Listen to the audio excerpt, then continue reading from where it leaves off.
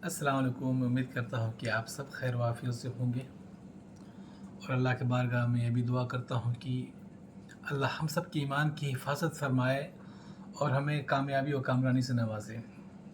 आ, देखिए, मैं जानता हूँ कि आप सब बहुत जल्दी में होते हैं और ये दौर भी बहुत फास्ट है। बस स्क्रॉल करने जाना है, करते जाना है और बस अपना टाइम को वेस्ट करते जाना है। करते रहिए। अभी आप जिस उम्र के पड़ाव में हैं, याद रखिएगा, अभी आप जिस उम्र के पड़ाव में हैं, हो सकता है आप 15 साल के हों, हो सकता है 18 साल के हों, हो सकता है 20 साल के हों, हो सकता है 25 साल के हों। एक बार थोड़ा सा थम के, एक बार थोड़ा सा रुक कर अपने आने वाले 5 साल के बारे में ज़रा सोचिएगा कि आपका आने वाला 5 साल कैसा होगा। आप डर जाएंगे, आप सहम जाएंगे जब आपको मालूम चलेगा कि आप जिस तरह अपना टाइम को बर्बाद कर रहे हैं मोबाइल को लेकर, इंस्टाग्राम चलाकर, फेसबुक चलाकर अपने टाइम को बर्बाद कर रहे हैं। ये इंस्टाग्राम फेसबुक यूज़ करिए, लेकिन काम के लिए यूज़ करिए। अगर उसको आप सिर्फ रील स्क्रॉल करते जा रहे हैं और दूसरों को देखकर वीडियो बनाने की कोशिश कर रहे हैं, और जो मेन चीज़ है जिससे आपको आगे बढ़ना है, जो आने वाले वक्त में आपको साथ देगा, जो आने वाले वक्त में आपको ऊंचाई तक ले जाएगा, आपने उसको छोड़ रखा है। तो याद रखिए, आने वाला वक्त आपके लिए बहुत ख़राब होगा। ना आपको प्रॉपर जॉब मिलेगा, ना ही आपको इज़्ज़त मिलेगी समाज में। याद रखिए, समाज में इज़्ज़त उसी को मिलती है, चाहे वो रिश्तेदार हों, या आप बेहतर जानते हैं मुझसे कि हमारे रिश्तेदार और आपके रिश्तेदार कैसे हैं। जब तक आपके पास पैसा नहीं है, हकीकत यही है, जब तक आपके पास पैसा नहीं है और फेम नहीं है, तो आपको रिस्पेक्ट और इज़्ज़त नहीं मिलती है। उसकी वजह भी तो कुछ होगी। तो इसलिए सबसे पहले अपने 5 साल के आने वाले, जिन्होंने गलतियाँ कर दी, जो गलती कर रहे हैं, जो गलतियाँ कर दी उन्हें भूल जाइए अब। शुरुआत होती है कहीं न कहीं से, तो आप शुरुआत करिए और उम्मीद करते हैं कि जब शुरुआत करेंगे ना, तो हो सकता है मुश्किलात आएँ, हो सकता है हताश हों आप, लेकिन कामयाब ज़रूर होंगे आप। अगर आप रुक कर इस बारे में आप नहीं सोचेंगे तो कैसे काम चलेगा। देखिए, अपने आप को सबसे पहले एजुकेशन दीजिए, बहुत अच्छा दीजिए। अब वो दौर नहीं रहा कि हमें स्कूल जाके ही नॉलेज मिलेगी, हमें स्कूल जाकर ही नॉलेज, ये सब बहानेबाजी हैं, टोटलेबाजी हैं। अभी आपके पास अगर मोबाइल है, आपके पास इंटरनेट है, तो बेफजूल की चीज़ें देखने से अच्छा है कि कुछ काम की चीज़ करिए, जो आपके आने वाली फ्यूचर में आपका भविष्य संवारेगा और आपका मनचाही चीज़ मिलेगी, जो आप चाहते हैं, जिसके पीछे आप स्कूल के पीछे भागते हैं, इधर भागते हैं, उधर भागते हैं, तो कुछ भी मिलने वाला नहीं है। तो इससे बेहतर है कि खुद को कामयाब बनाइए, अपने माँ-बाप का नाम रोशन करिए, अपने मोहल्ले का नाम रोशन करिए, नहीं तो हालात बहुत बुरे हैं। आप जिस फ़ील्ड में जाना चाहते हैं, जिस फ़ील्ड में काम करना चाहते हैं, उस फ़ील्ड में जाइए।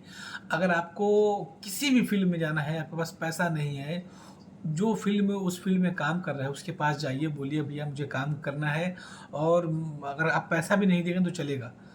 आप 4 महीना, 5 महीना फ्री में काम करिए, अगर वो कुछ नहीं देता है तो भी। वो 4 महीना, 5 महीना आपकी ज़िंदगी का आने वाले 40-50 साल को सुधार देगा। लेकिन अगर आप मोबाइल में इस तरह, जिस तरह आप लगे, जैसे आप लगे हैं, हो सकता है बहुत लोगों ने वीडियो स्क्रॉल कर दिया होगा, करिए, मुझे कोई रत्ती बराबर फ़र्क नहीं पड़ता कि आप क्या करते हैं। बस एक भाई के नाते आपको समझाने आया हूँ, जो ज़िंदगी में हम गलतियाँ करते हैं, उस गलतियों से हमें सीखना चाहिए, और अक्सर हम उन गलतियों को अपने छोटों को नहीं बता के जाते, तो वो हमारे छोटे भी वही गलतियाँ करते हैं। स्कूल से भागना और फालतू की चीज़, फालतू की वीडियो देखना और इस तरह की गंदे चीज़ को देखना, तो अपने ज़हनियत को बदलिए। सबसे पहले देखिए, हमारे यहाँ के, मैं तो बहुत खिलाफ़ हूँ अपने, जो हमारे यहाँ के मौलवी मौलाना हैं, मैं उनसे बिल्कुल मुत्तफ़िक नहीं हूँ, उनसे मैं एग्री नहीं करता हूँ। क्यों? हमारे इस्लाम में, हमारे इस्लाम में हमें बताया गया है कि जो हमारी बुनियादी चीज़ें हैं, हमें मालूम होनी चाहिए, हर किसी को मालूम होनी चाहिए। हमने देखा है, जब हमारे यहाँ मिलाद होता है और इस तरह के रखे जाते हैं, तो आते हैं मौलाना, अपना चबा के मुर्गा खाते हैं, मुर्गा खाने के बाद एक मौजू पकड़ते हैं, उस पे ही अपना बयान ख़त्म कर देते हैं। हमें नहीं बताते कि हम अगर दुनियावी दुनियावी चीज़ को अगर हम हासिल नहीं कर सकते, तो हम दीन की तरफ कैसे आगे बढ़ेंगे? जब हम दुनियावी चीज़ में अटके रहेंगे, तो हम दीन की तरफ कैसे आगे बढ़ेंगे? जब हम 2 वक़्त की रोटी खाने के लिए तरसेंगे, तो हम दीन की तरफ कैसे बढ़ेंगे? ये हमारे मौलवी और मौलाना हमें नहीं बताते। वो आते हैं, दबा के मुर्गा खाते हैं और फिर एक मौज़ू पकड़ के बताते हैं और चले जाते हैं। वो हमें बताते नहीं कि दुनिया में कैसे सर्वाइव करना है। जब हमारी बेसिक नीड्स पूरी होंगी, जब हमारी बेसिक नीड्स पूरी होंगी, तभी तो हम किसी को मदद कर सकते हैं। हमारी सैलरी मान लीजिए इतना है कि हम अपने परिवार के पेट पालन पोषण कर सकते हैं। जब उससे हम अधिक करेंगे तभी तो हम दूसरे की मदद कर पाएंगे। हमें तो ये सिखाते ही नहीं है, न हमारे हमारे फैमिली वाले सिखाते हैं, न हमारे स्कूल में सिखाया जाता है। तो हम कैसे ग्रो करेंगे? आप सोचते हैं, समझते हैं, नहीं ना? मत समझिए। लेकिन मैं आपको अभी भी बोलूँगा, रुकिए, 5 मिनट सोचिए नहीं, कम से कम 1 दिन नहीं 2 दिन सोचिए आप, मोबाइल छोड़कर, कि आप अपनी ज़िंदगी में क्या चाहते हैं। देखिए, ये 2-3 दिन मेरी बात अच्छा लगे, बुरा लगे, मुझे कोई रत्ती बराबर फ़र्क नहीं पड़ता कि आप सोचते क्या है मेरे बारे में। बिल्कुल फ़र्क नहीं पड़ता। बस रमज़ान का वक़्त है और शायद एक बंदे को भी मेरी बात लग जाए तो बस कामयाब है मेरी बात। देखिए, वक़्त रुकता नहीं किसी के लिए, और हालात इतने बुरे हैं। देखिए, हकीकत यही है कि आप सरकारी नौकरी में जाने की सोचते हैं, 100 में से 0.0001% भी आपको मौका नहीं मिलता। ये हकीकत है। और हकीकत ये भी है कि आप उस लायक नहीं हैं। सिर्फ़ ये मैं बोल दूँ कि सरकार का ये चाल-चलन है, नहीं, नहीं, नहीं। हमारी और आपकी नाहिली और नाकामी भी है। हम दूसरे पे भांडा फोड़ते हैं, हम दूसरे पे इल्ज़ाम लगाते हैं। अगर हम पढ़ते लिखते नहीं हैं तो हम बोल देते हैं कि स्कूल अच्छा नहीं था, मास्टर अच्छा नहीं था, और हम मतलब इल्ज़ाम दूसरे पे लगाते हैं। तो यही बात है। सबसे एक अच्छी बात, थोड़ा देर बैठिए, अपने साथ वक़्त बिताइए, खुद के साथ, किसी के साथ नहीं, अकेले में जाइए जहाँ कोई ना हो, जहाँ पे आप हो, खुद से बात करिए और सोचिए कि आप करना क्या चाहते हैं ज़िंदगी में।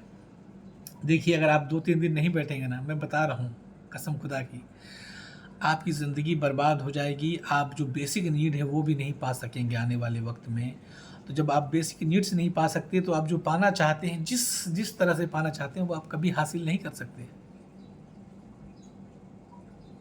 और मैं बड़े भाई देख रहे हैं तो मैं उनको बताऊंगा, खुद कामयाब हो, अपने छोटों को कामयाब करें। अगर वो छोटे कामयाब हो गए, अपने अड़ोस पड़ोस के लोगों को बताएं, उन्हें कामयाब करें यार।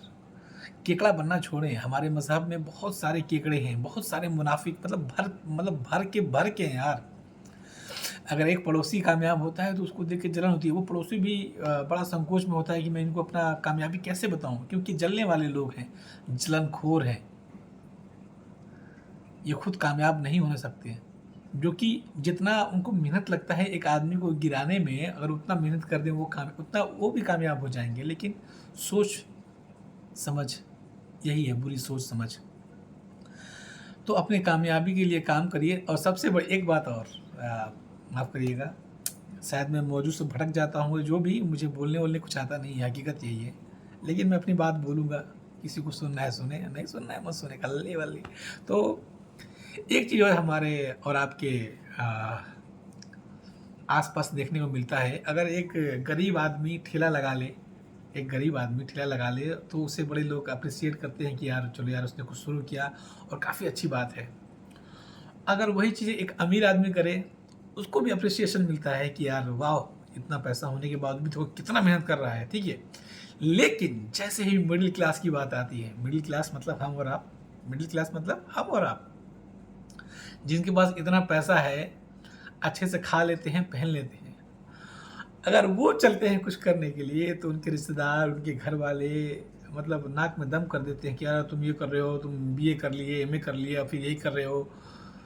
तो मेरे भाइयों सुनो, ऐसे लोगों की बात सुनना छोड़ दो।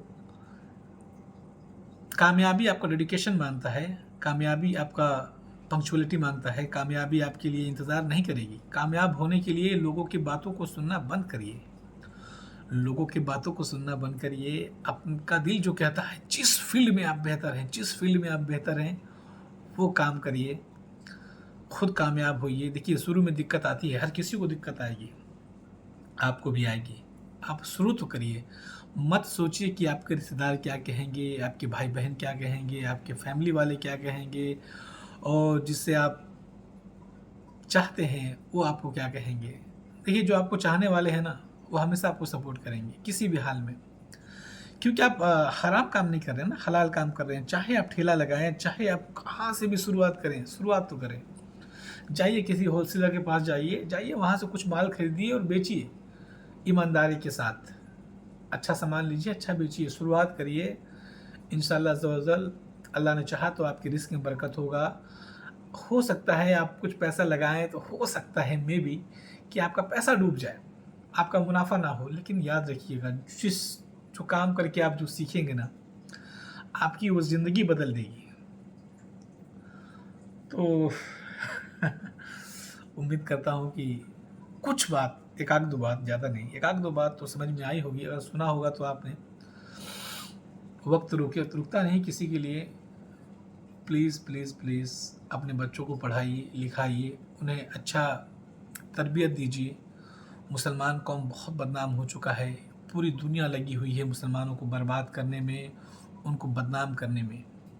और सिर्फ मैं उन लोगों को ब्लेम नहीं करता, हमें और आप में भी कमियां और खामियां बहुत सारी हैं। पहले के मुसलमान ऐसे थे, उनके ईमान को लेकर कोई भी अपना सामान उनके पास रख के चला जाता था अमानत के तौर पर, उसमें अमानत में खयानत नहीं होती थी, मुसलमान की कसम खाए जाते थे। लेकिन आज हम और आप कैसे हैं? हमारा ईमान कुछ पैसों में बिक जाता है, कुछ पोजीशन में बिक जाता है, दो चार बात में बिक जाता है, एक फ़ोटो खिंचवाने के लिए बिक जाता है। यार, हम और आप, हमारा ईमान बहुत कमज़ोर हो चुका है। अपने ईमान को मजबूत बनाइए, अपने किरदार को बेहतर बनाइए, एक दूसरे के लिए एक दूसरे का हेल्प करिए, चाहे वो किसी मज़हब से हो, हिंदू हो, मुस्लिम हो, सिख हो, ईसाई हो, सबका मदद करिए। जैसे मदद कर सकते हैं, पैसे से, मेहनत से, जिस तरह से मदद कर सकते हैं, ये एक सदका है, मदद करते रहिए।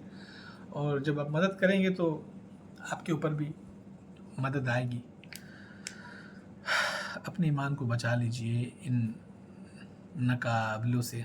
और एक बात लास्ट जाते जाते, जाने से पहले, हिंदुस्तान एक स्वतंत्र देश है जहाँ पे पॉलिटिकल पार्टी जिसकी मजबूत होती है उसका सुना जाता है। आपने बहुत लोगों को देखा होगा जिनको सिर्फ आरोप लगाकर गिरफ्तार कर लिया जाता है, गिरफ्तार कर लिया जाता है, उन पे चार्जशीट नहीं होती, उनकी सुनवाई नहीं होती, लेकिन वो जेलों में पड़े हैं।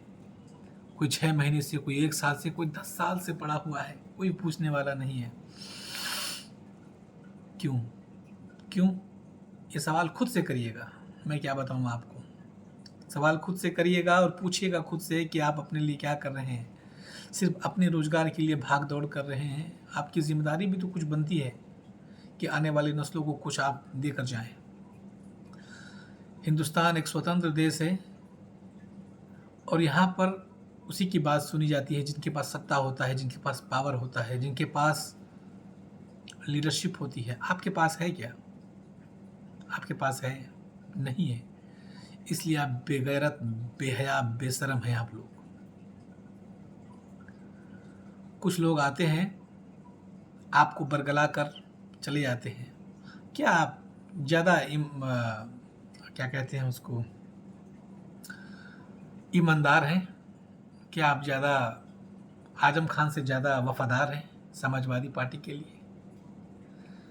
जब तक आजम खान की ज़रूरत थी उनको यूज़ किया गया। आज वो किस हाल में हैं? उनके पास सत्ता भी था, पावर भी था, आज किस हाल में हैं? कोई पूछने वाला है उनको? नहीं ना। तो ये गलत जगह रहेंगे तो आपकी वैल्यू नहीं रहेगी, गलत जगह रहेंगे तो आप यूज़ एंड थ्रो रहेंगे। आपको याद है बिहार में एक सांसद थे शहाबुद्दीन साहब करके, लोगों ने उनको आरजेडी ने उनको यूज़ किया, खुला बोल रहा हूँ, आरजेडी ने उनको यूज़ किया, यूज़ एंड थ्रो। जब उनका ज़रूरत थी आरजेडी का, उन्होंने उनको बिल्कुल साथ नहीं दिया, उनको छोड़ दिया उनके हाल पर। तो आप किस पे जवानी कुर्बान कर रहे हैं? किसके लिए अपना वक्त बर्बाद कर रहे हैं? देखिए, आप किसी भी पार्टी से हो, किसी भी मानसिकता से हो, आपका अपना सोच है, समझ है, किसी के साथ जाइए। लेकिन मैं आपको कहूँगा, आपका लीडरशिप जब तक नहीं होगा, आप पर भी अत्याचार होगा। और जब आपकी बारी आएगी तो आपके लिए भी कोई नहीं बोलेगा जिस तरह आप नहीं बोल रहे हैं। असदुद्दीन अवैसी को मजबूत करिए। वो सच में वो बंदा, देखिए, लोग बोलते हैं बी टीम, और अल्लाह का शुक्र है कि जो लोग बी टीम बोलते हैं वो खुद बीजेपी में शामिल हो गए और बी टीम बोलने वालों का मुंह काला हो गया। तो अल्लाह ताला हमारे सफ़ों से, मुनाफिकीन से जो पर्दा है वो हटा देगा एक दिन। असदुद्दीन ओवैसी को मजबूत करिए। एएमआईएम एक सोच है, एक पार्टी नहीं, मैं उसको पार्टी नहीं मानता, एक सोच है जो सिर्फ मुसलमानों की बात नहीं करती, वो बराबरी की बात करती है दलितों से, आदिवासियों के लिए, मुसलमानों के लिए, और हमारे हिंदू भाई जो दबे कुचले हैं, जिनकी उनको भी दबाया जाता है, उनके लिए भी आवाज़ उठाते हैं। काम सबके लिए करते हैं। पॉलिटिकल सोच बहुत ज़रूरी है, कायम रखिए, कामयाब होइए, पढ़िए लिखिए, अपने अखलाक को बेहतर बनाइए। चलिए, अस्सलाम वालेकुम, दुआ में याद रखिए। अल्लाह हाफ़िज़। माफ़ करिएगा, एक चीज़ और, सपोर्ट करिए। मैं जानता हूँ कि आपका जाएगा कुछ भी नहीं, तो केकड़े मत बनिए। आपकी एक लाइक और सब्सक्राइब से आपका कुछ भी नहीं जाएगा, मुझे थोड़ी हिम्मत मिलेगी। चलिए, अल्लाह हाफ़िज़।